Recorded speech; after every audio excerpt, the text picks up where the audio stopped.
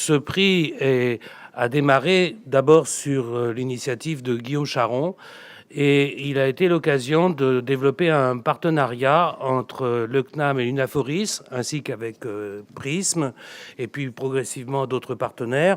On se rappellera que la première convention qui a été signée entre tous ces acteurs, qui a été signée en juin 2011, avait deux objets. Et le fait qu'elle ait eu deux objets n'est pas indifférent quant à l'importance que l'on accorde à la question des mémoires, puisque c'est présenté comme ça. Le premier objet était la conférence de consensus et le deuxième objet était la remise du prix du meilleur mémoire. Cela signifie déjà d'emblée une préoccupation commune de faire le lien entre la formation et la recherche. Je voulais juste dire un mot à propos du CNAM et de l'importance que le CNAM accorde à ces relations. Le Conservatoire national des arts et métiers, comme vous le savez, est un établissement public d'enseignement supérieur. La création de la chaire de travail social, dont la première titulaire a été Brigitte Bouquet, à partir de fin 2001, la création de la chaire de travail social ne correspond pas à une volonté de positionnement de l'enseignement supérieur par rapport au secteur de la formation des travailleurs sociaux. Je crois qu'il faut bien se le dire. Le mouvement a été inverse. Le mouvement a été facilité par le rôle essentiel joué par Pierre Gauthier quand il était directeur de l'action sociale. La création de la chaire de travail social a correspondu à une pression très forte exercée par le corps professionnel, en particulier le milieu des assistants de service social, je parle sous contrôle, avec l'appui effectivement de professeurs du CNAM, je pense à Jean-Marie Barbier, qui s'occupe de laboratoire en lien avec la formation des adultes. C'est comme ça que les choses se sont passées. C'est très important de l'avoir en tête, parce que lorsque, en 2010, alors, Pierre Gauthier continue d'utiliser une appellation ancienne, puisque ce n'est plus la chaire de travail social, c'est la chaire de travail social et de l'intervention sociale. Donc, ça a été l'occasion de faire évoluer aussi le périmètre de cette chaire pour tenir compte des évolutions de ce secteur professionnel. On a souhaité poursuivre, et donc il y a une deuxième convention qui est signée en septembre 2013. Je voulais aussi rajouter un point sur l'orientation qui a été donnée à ce prix, d'aborder des questions ou de valoriser des questions, des réflexions sur les liens entre l'action sociale, le travail social, et le champ de la santé. Il faut se rappeler, il y a un certain nombre de collègues ici qui ont connu le prix des meilleures mémoires qui avait été mis en place par le journal de l'action sociale dans un moment antérieur, et on était plusieurs à se dire, si on refait ça, il faut véritablement le faire sous un angle un peu différent. Et je sais que la question du décloisonnement du secteur social est une thématique qui est très chère à l'esprit de Pierre Gauthier et d'un certain nombre de membres du jury, je ne vais pas tous les citer, et ça c'est un point tout à fait essentiel. On retrouve ça d'ailleurs dans l'idée de mettre 2 S au sigle des EPAS, qui me semble important. Pas être plus long, donc c'est sur cette thématique-là que des mémoires ont été sélectionnées. Et puis, un autre élément que je crois qu'il faut signaler, c'est qu'il y a eu convergence des travaux entre la conférence de consensus sur la recherche et le travail social et le prix. Il y a eu, dans la deuxième convention, une volonté d'élargir, non seulement à la Maïf, mais d'élargir aux mémoires de master. C'est quelque chose qui a fait l'objet d'un débat, qui pourrait d'ailleurs se poursuivre, parce qu'il n'y a pas que le master de recherche en travail social mis en place par Brigitte Bouquet, il y a aussi d'autres masters. Et puis, on sait qu'au moment de la fin du processus de la conférence de consensus, le CNAM donc, a décidé de la création de 2 spécialités doctorales, sciences de l'éducation, travail social, sociologie, travail social. C'est un moment important. Et là où je suis plutôt favorable au clonage, c'est que l'avenir de ces formations doctorales n'a de sens que si ce n'est pas porté que par le CNAM. Et donc, je fais un appel ici aux universitaires qui sont présents dans cette salle. On a déjà discuté de ça avec Marc de Montalembert, mais il quittait Paris 12. Il faut absolument qu'il y ait affirmation de cela, faute de quoi la revendication d'inscrire les formations sociales dans le dispositif LMD ferait l'impasse sur le D, ce qui serait tout à fait remarquable. Et puis juste pour conclure, que comme pour la création de la chaire de travail social, comme pour ce prix, et Pierre Gauthier l'a évoqué, l'enjeu c'est la valorisation du travail social et des métiers de l'intervention sociale. On sait qu'on vit aujourd'hui un moment un peu délicat avec le processus des États généraux du travail social, puisqu'on sait qu'ils vont être repoussés. Ils ne sont pas condamnés, mais disons qu'on voit bien qu'il y a une préoccupation commune.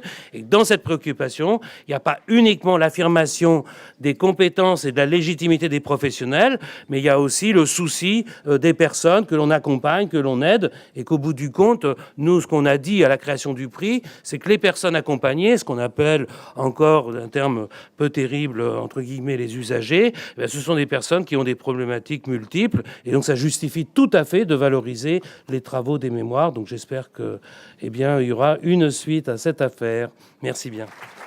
Merci à toi, Marcel. Donc, avec Madame Bouquet, il me revient la mission et le plaisir de remettre les prix. Et donc, vous avez le droit de taper des pieds ou de taper des mains, mais j'invite, pour me rejoindre pour la première lauréate, Solène Bourget à me rejoindre, s'il vous plaît. Et quelques mots, figurez-vous que j'ai découvert qui était Solène Bourget ce matin même, puisque la méthodologie va même jusque dans le fonctionnement des travaux du jury. Nous étions dans un anonymat total. Et je suis enchanté de faire connaissance avec vous, parce que votre travail, celui dont je vais dire quelques mots, est absolument remarquable, et je veux dire pourquoi à plusieurs titres. Donc vous êtes lauréate de la catégorie de prix au titre du diplôme d'État d'éducateur spécialisé que vous avez dans le cadre de votre enseignement à l'Institut du travail social de Tours. Alors évidemment, ce mémoire qui porte le titre « Toi, moi et les autres », alors il y a un petit clin d'œil dans le « toi », le « toi » est avec un « t », hein, mais on entend le « toi » de l'autre. Hein, comment accompagner les personnes handicapées psychiques à habiter leur logement ? Comment habiter le logement ? Alors c'est un travail qui, du point de vue de la méthode, satisfait évidemment parfaitement au canon de la méthodologie de projet, de ses différentes étapes et de sa description, donc il est pleinement dans les repères professionnels et académique nécessaire. Et là va venir tout de suite la note de cœur que je vais vous dire, Madame Bourget, devant tous vos collègues, au nom du sous-jury que j'animais, c'est que c'est un travail très bien écrit, très intelligent. Et donc, vous voyez, on a l'esprit de géométrie, de la méthode, et puis déjà l'esprit de finesse de ce qui donne envie de commencer votre ouvrage et de le terminer. Hein. Tous les textes ne résistent pas à l'épreuve de cette patience. Voilà. Et puis, vous avez choisi un très bon sujet. Un très bon sujet. Nous savons tous qu'on prenne le sujet par l'angle sanitaire, social ou médico-social, comme l'a dit Marcel Gégère, que la question du handicap psychique, la question d'insertion dans la cité, passe par la case logement, passe par la case habitation dans le logement au sens symbolique que vous avez posé. Et pour terminer, puisque maintenant c'est à vous, une fois que je vous ai remis ce magnifique diplôme avec ce joli verre pour son ruban, moi je voulais dire que en lisant votre ouvrage, figurez-vous, attendez, c'est pas un petit compliment dans mon esprit, j'ai retrouvé quelques pétales de quelques passages d'une certaine psychopathologie de la vie quotidienne, parce que quand on lit l'ouvrage qui finalement désigne les autres, les personnes handicapées psychiques, sur leur difficulté à habiter le logement, la finesse de votre écriture fait qu'on s'y reconnaît aussi soi-même. On s'y reconnaît aussi soi-même dans sa normalité attendue ou supposée. Et donc, du coup, votre travail va au-delà de la question de la méthode professionnelle et de la qualité du sujet. Je voulais vous dire, et c'est à la fois de ma part des félicitations et aussi des remerciements, que en fait, les questions de maladie mentale, de handicap psychique viennent souvent cliver. Et dans votre travail, vous tendez une passerelle, puisque finalement, vous proposez aux lecteurs, à vos collègues, de porter sur autrui en difficulté, en risque de coupure de lien, en risque de coupure de relation. Vous proposez finalement de proposer sur l'autre un regard fraternel comme un autre moi-même. Voilà le compliment que je voulais vous faire. Et donc, je vous remets ce magnifique diplôme et vous donne le micro pour les mots que vous voulez dire à vos collègues. Merci déjà pour pour ce prix. C'est vrai que voilà, c'est quelque chose... le mémoire de fin d'études, c'est souvent assez important et on y passe du temps, des nuits blanches, des angoisses. Et finalement, beaucoup de plaisir à l'écrire. Moi, ça m'a réconciliée avec l'écriture. J'étais fâchée l'écriture et finalement, les compliments que vous m'avez en tout cas dit me réconcilient encore plus avec l'écriture. Donc voilà, ça a été une belle expérience. On m'a demandé en quelques minutes de vous présenter mon sujet pour essayer de vous donner envie de le lire. Donc je vais essayer de faire au mieux. Donc c'est un mémoire effectivement qui traite de l'habité et du handicap psychique. Il s'appuie sur mon stage de 3e année que j'ai réalisé en service d'accompagnement à la vie sociale auprès de personnes en situation de handicap psychique. Et donc dans ce type de service, la majorité des interventions c'est à domicile. Et donc effectivement ça m'a amené d'entrer chez les gens, d'entrer dans leur intimité. Et finalement de croiser un peu leur manière de vivre. Et donc j'ai été amenée à rencontrer différentes situations. Je suis rentrée dans des logements où effectivement il y avait beaucoup d'objets, dans des logements où il y avait beaucoup de vide, un seul matelas, une armoire. D'autres logements où il y avait une pièce fermée et on sentait que si on y accédait, c'était source d'angoisse, donc des logements surinvestis, des logements vides. Donc je me suis effectivement questionnée sur les conditions dans lesquelles ces personnes occupaient leur logement, puisque les missions un peu de l'éducateur en SAVS, c'est aussi d'aider les personnes à se maintenir dans ce logement. Donc qu'est-ce qu'on fait ? Est-ce qu'on prend un grand sac poubelle et on enlève tout ? Est-ce qu'on essaye de meubler ? Qu'est-ce qu'on essaye de faire ? Et donc le mémoire, c'est une recherche sur l'habiter. Qu'est-ce qu'habiter ? Habiter, finalement, c'est faire un espace sien, c'est vivre avec les autres. Et quand on est une personne en situation de handicap psychique, on a des difficultés à être soi-même et à vivre avec les autres. Et donc, ça revient à cette question, comment habiter quand on a une difficulté à habiter en soi et à habiter avec les autres. Donc voilà, en fait, c'est tout l'enjeu du mémoire et de la problématique. Pour venir à dire que finalement, il ne suffit pas de donner un logement aux personnes pour qu'elles l'habitent et qu'elles s'y sentent bien. Parce que j'ai rencontré un certain nombre de personnes qui arrivaient à dire que je ne suis pas bien chez moi et qui passaient une grande partie de leur journée dehors. C'est ce qu'on appelle aussi l'errance. Et finalement, ça nous pose question. Et donc, ce mémoire est parti de toutes ces questions, de toutes les situations que j'ai pu observer. Voilà, je suis très heureuse d'accueillir Madame Jean-Bart-Christiane et pour son DEIS très intéressant.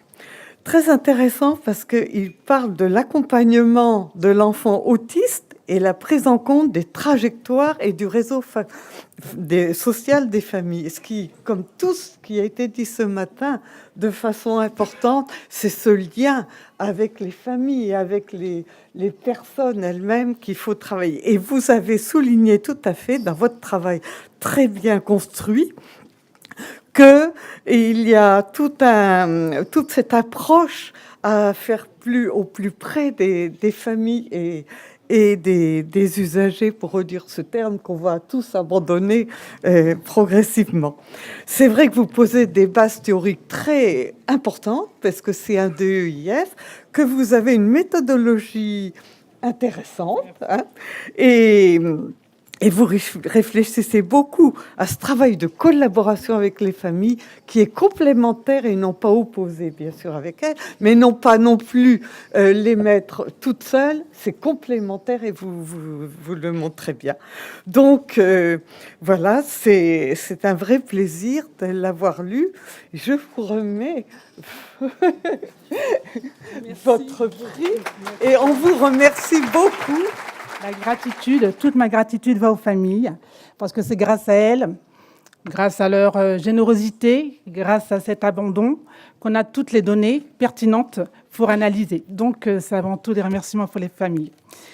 Alors, tout au long de cette recherche, il y a eu de l'adversité, de l'hostilité, et, par rapport à ma démarche, et ceci même dans le jury de mémoire.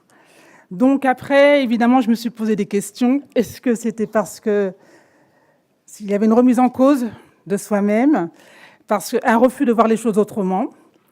Et puis voilà, ce scepticisme finalement, je l'ai transformé. Je me suis dit, puisque il y avait scepticisme, c'est que j'avais certainement touché à quelque chose et que il fallait certainement travailler, travailler et se dire j'étais sur la bonne voie. Voilà.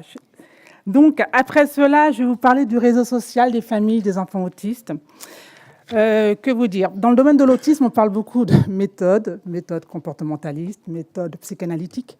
Et j'ai pas voulu rentrer dans cette controverse. Je me suis dit, quand on a une famille, quand il y a un enfant autiste qui arrive dans une famille, il y a tout un bouleversement.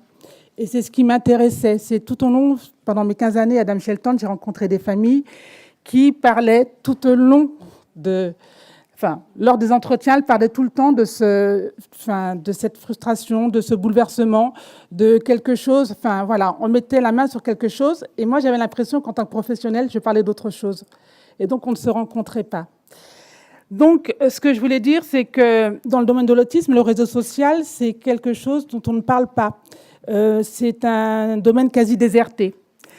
Pour trouver de la matière, parce qu'il a fallu trouver de la matière, parce que c'est le sujet qui m'intéressait, il a fallu que je fasse un pas de côté. Donc, un pas de côté, ça veut dire aller voir dans d'autres disciplines ce qui se fait. Ça veut dire regarder d'autres problématiques. Et ça veut aussi dire aller voir ce qui se fait dans d'autres pays. Donc, cette ouverture, ce pas de côté, aujourd'hui, j'en suis fière. Parce que j'ai appris beaucoup de choses et voilà, j'ai multiplié les rencontres, la réflexion. Et donc, toutes ces découvertes alimentent aujourd'hui encore ce mémoire. Alors, après ces lectures, je peux dire que j'ai rencontré aussi, avec ce pas de côté, un outil inédit. Je ne peux pas vous en parler ici, mais c'est la cible de Carlos Slutsky, si vous avez l'occasion de regarder. Franchement, c'est un pédopsychiatre argentin qui a travaillé sur le réseau social des familles, et c'est un outil très prometteur.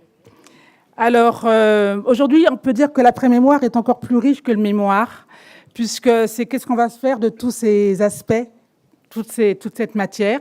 Et donc, la première chose que j'ai pu faire avec l'accord de l'EDSUP, c'est la transmission. La transmission, c'était organiser une restitution avec les familles et les professionnels qui avaient partagé ce travail. Et finalement, cette restitution, ça a été vraiment une réelle coproduction, une coproduction intéressante où tout le monde a pu partager, se rencontrer, et ça a continué le travail. Et ça, c'est vraiment super. Le mémoire ne s'arrête pas à la dernière page et au point de la conclusion. Donc, aujourd'hui, il y a ce prix. Alors, ce prix, il est là pour aider à la diffusion de cette connaissance nouvellement acquise. Ce prix, il signifie pour moi que nous avons... nous avons réussi à produire de la connaissance et que cette connaissance, elle va être partagée. Et ça, c'est génial. Cette connaissance va être partagée avec le plus grand nombre et aussi cette connaissance va être partagée aussi dans d'autres domaines, certainement. Enfin, c'est ce que j'espère. Et puis bon, j'espère que d'autres pourront s'emparer des résultats et en faire quelque chose.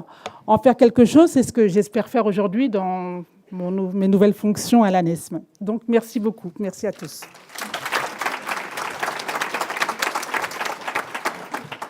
Alors, Julien Mathéos, vous recevez maintenant une mention spéciale du jury pour votre travail que vous avez conduit donc à l'IFRAS. Vous en direz sans doute un mot pour votre diplôme d'état d'éducateur spécialisé et dont le titre, c'est très beau titre, prendre des risques sans risque. Alors, d'abord un aveu.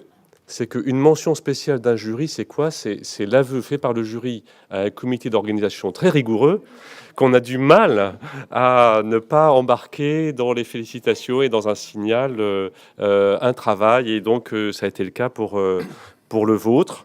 Et donc, je voulais dire quelques mots avant de vous laisser la main pour présenter le projet Yamakasi. Je vous laisse chercher ce que ça peut vouloir dire, mais vous l'expliquerez. Donc évidemment, c'est un travail qui répond à toutes les exigences de méthode. Moi, je voudrais souligner, dans ce qui a beaucoup séduit le jury que j'animais, c'est dans ce travail la cohérence et l'intensité du lien entre la réflexion théorique et la mise en pratique et le passage à l'action. Et je dirais c'est une des grandes qualités de ce travail. Et puis autre dimension, c'est vraiment un très bon sujet, encore une fois. Donc la qualité théorique, l'engagement pratique rencontre un très bon sujet. Nous sommes dans un ITEP, vous en direz sans doute un mot, on parle de conduite à risque. Et vous êtes là dans la construction d'un projet qui essaie de permettre à des jeunes gens de donner du sens à leur conduite à risque, de donner du sens à leur recherche de limites et à les orienter, à les canaliser. Et je pense que c'est vraiment un très bon sujet. J'ai, il y a une dizaine d'années maintenant, présidé le comité d'organisation d'une conférence de consensus en 2004 qui a fait date sur liberté d'aller et venir et obligation de sécurité dans les institutions sanitaires, sociales et médico-sociales. Et donc voilà, ce titre pour moi a été un rappel évocateur et très bienvenu de toute cette tension dynamique que les institutions doivent garder à l'esprit pour être dans leur fonction protectrice et contenante, certes, mais aussi dans leur fonction libératrice. Voilà, donc toutes les félicitations du jury pour ce très beau travail et cette mention spéciale que je vous remets avec plaisir. C'est à vous. Merci. Alors déjà, je voudrais remercier mon institut qui m'a soutenu et qui m'a accompagné pour ce mémoire. Et après, pour moi, je veux surtout remercier c'est l'ITEP qui m'a accueilli parce qu'ils m'ont donné les moyens de réaliser mon projet. Donc souvent, on a parlé des étudiants, on a pour ça. Et moi, vraiment, souvent, on est des étudiants, on a les mains liées et on ne sait pas trop quoi faire. On suit un éducateur, et moi, vraiment, on m'a laissé plein champ faire un peu ce que je voulais. Donc, voilà, donc c'est aussi la réussite de l'ITEP si je suis là aujourd'hui. Et je continue à travailler et à mettre en œuvre mon projet au sein de l'institution. Donc ça, c'est bien pour moi. Alors au sujet de prendre des risques sans risque, donc déjà, je vous invite, si vous voulez prendre des risques, à lire mon mémoire. Normal. Donc je pense que vous êtes tous abonnés à la Gazette, donc vous aurez un extrait. Mais si vous voulez le lire, lisez-le. Donc en fait, c'est avec des jeunes enfants psychotiques prédominants. Et du coup, moi, quand je suis arrivé sur l'ITEP, j'ai vu que tous ces jeunes, ils aiment monter sur les murs, casser tout, toutes ces conduites violentes. Et souvent, les ateliers qu'on me propose, c'est tu vas faire tel atelier toute l'année. Et bon, au bout de 3-4 séances, il ne veut plus faire, comment on fait. Et moi, je suis parti de l'idée que je vais partir du désir du jeune. Qu'est-ce que tu veux faire ? Et à partir de là, souvent, c'est ben ouais, je voudrais faire comme Yamakasi, monter les cascades, tout ça. Et bien d'accord, donc on part. Donc certains, c'était avec de la trottinette, d'autres. Donc on se met nous-mêmes en risque, puisque bon, mes compétences en trottinette, c'est pas trop ça. Et du coup, le jeune lui reprend confiance parce qu'il voit aussi que nous, on n'est pas forcément, on ne sait pas tout, on n'a pas tous les savoirs, toutes les connaissances. Et du coup, il y a un équilibre qui se fait, une relation et puis une rencontre. Parce que pour moi, c'est essentiellement une rencontre entre la personne, entre nous, avec vous aujourd'hui. Donc voilà, donc je voudrais remercier tout le monde et puis si vous voulez prendre des risques, n'hésitez pas. Merci. La mention spéciale, parce que c'est vrai que, comme vous le disiez, il y a du bon travail et on était ennuyés comme ça d'être obligés de trier. Et donc un travail intéressant de Frédéric Dessanges, qui a été directeur d'un établissement d'accueil et qui est maintenant coordinateur. Enfin, vous nous direz ça plus. Et son travail, c'était sur le projet d'accompagnement personnalisé en EHPAD et de l'option légiférée à la mise en œuvre concrète. Et il est sur une interrogation qu'on a toujours tous souvent et qu'on doit vraiment réfléchir. Son travail là-dessus, justement, est sérieux et documenté. C'est d'éviter ce creux qu'il y a entre cette volonté et la pratique réelle et de la faire au mieux. Donc, il y a toute cette réflexion sur le concept de la personne, sur le quotidien des résidents, comment leur donner une place à leurs besoins, comment prendre bien en compte leurs besoins, mais avec eux. Et c'est ça qui est dit depuis ce matin, et c'est très intéressant. Bon, besoin, désir des usagers, souhait des familles, et toute sa réflexion apportée dessus. Il analyse les difficultés et les manques qu'il y a dans l'articulation parfois des institutions et justement des personnes, et il apporte plein de propositions possibles pour y répondre. Alors c'est vrai que le thème du projet personnalisé, j'allais dire, il est un peu récurrent dans l'ensemble des mémoires.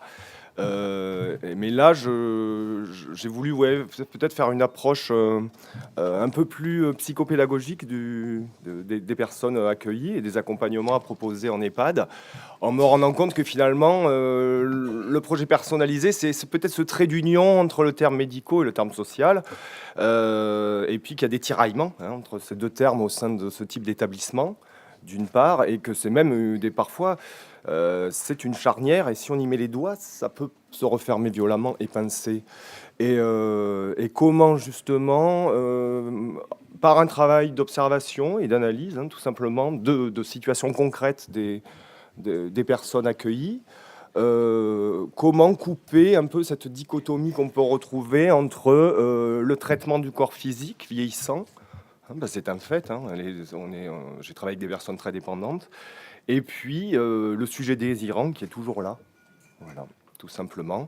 Et comment à un moment, finalement, les plateaux techniques peuvent se retrouver justement autour du projet personnalisé, finalement dans un accompagnement globalisant, voilà, de la personne. Je finirai par des remerciements. D'une part, mon centre de formation de Montpellier, j'ai vu qu'il y avait des représentants secteur. Et puis aussi, ça peut paraître idiot, mais ma cellule familiale, parce que quand on est en cadre emploi et qu'on s'engage dans des processus de formation, c'est pas toujours facile et qu'on a besoin d'être soutenu. Voilà. Merci à vous. Les éditions Duno vont offrir 1 an de production en travail social aux lauréats, aux 4 lauréats. Et puis dans l'année de l'action sociale, qui est un annuel qui paraît en fin d'année, il y a un résumé, une présentation des mémoires.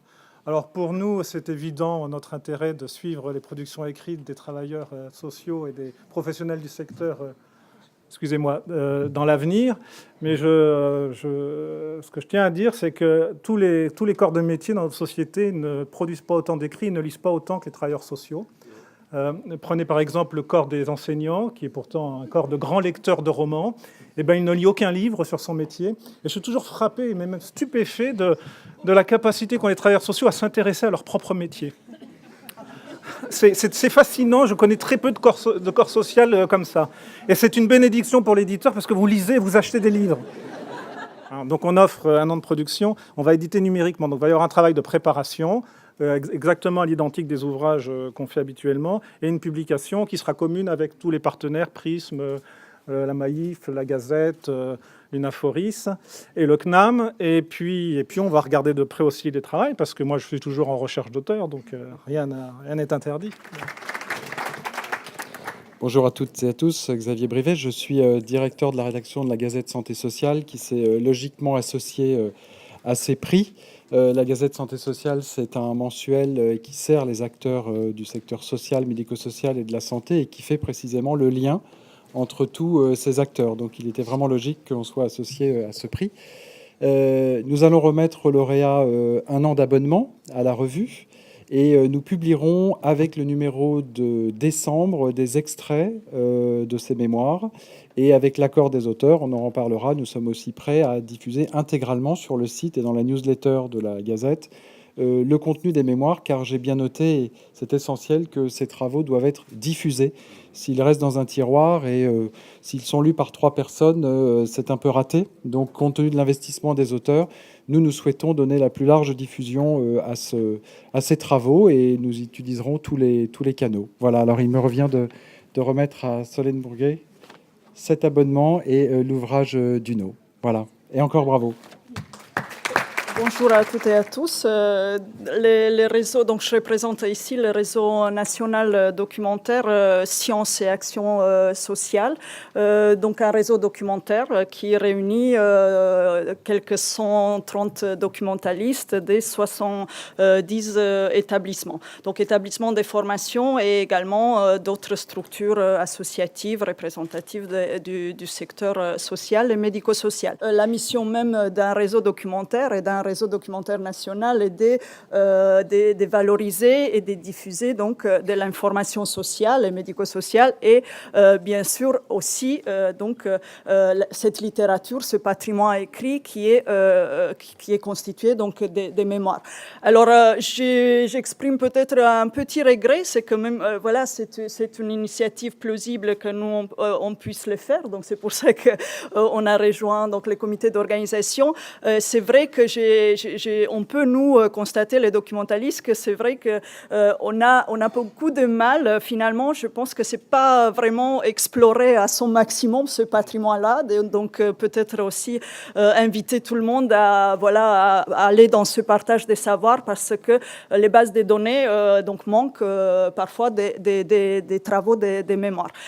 Donc Prisme s'est impliqué à 3 niveaux dans l'organisation donc de ce prix. En amont, puisque les réseaux des documentalistes des Prisme donc ont mobilisé les candidatures, donc essayent de faire savoir, de faire connaître donc l'existence de ce prix mémoire. Ensuite, bien sûr, sur toute la partie organisation, logistique, et puis après, donc le réseau Prisme propose la diffusion donc dans sa base des données bibliographiques, donc des références bibliographiques de ces mémoires, et donc un lien vers les textes intégral, donc dans les bases où c'est déjà signalé, donc vers l'Unaforis et puis les éditions du Nom. Voilà, donc il me reste vraiment à féliciter les 4 lauréats. Vraiment bravo pour vos travaux et merci. Donc c'est avec beaucoup de plaisir et de fierté que la Maïf s'associe au prix des mémoires santé sociale. Les liens qu'entretient notre mutuelle avec les établissements de formation au travail social et médico-social sont anciens et sont toujours aussi vivaces. Cette proximité, nous la tenons en premier lieu de ce que nous donnons à notre action. Ce qui guide notre action, c'est être attentif aux acteurs comme vous, capables de répondre par la solidarité, par la coopération, par le partage et la confiance aux besoins qui s'expriment. Donc, je suis particulièrement heureuse, au nom du conseil d'administration de la Maïf, donc d'une part féliciter les lauréats et de remettre à Monsieur Dezan